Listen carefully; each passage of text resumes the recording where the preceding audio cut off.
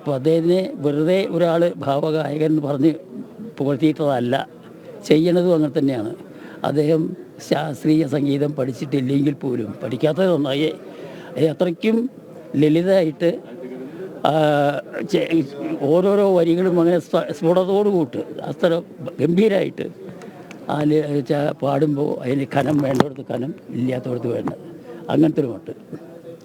ഇതാണ് അതിൻ്റെ തരം. അപ്പോൾ എന്തായാലും അദ്ദേഹത്തിൻ്റെ കഴിവിനെ സംബന്ധിച്ച് എത്ര പ്രശംസിച്ചാലും മതി വരില്ല.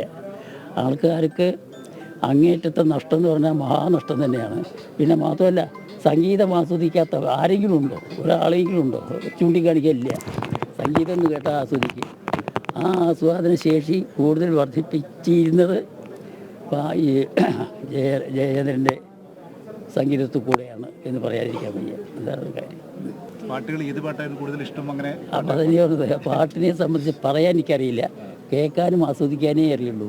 വ്യക്തമായിട്ട് ഇന്ന പാട്ടെന്ന് പറയാൻ ആ ഫീൽഡിൽ വർക്ക് ചെയ്യുന്ന ആൾക്കാരാച്ചാൽ അവർക്ക് പറയാൻ പറ്റും. ഞാൻ വേറൊരു ഫീൽഡുകാരനാണ്, കഥകളിക്കാരനാണ്.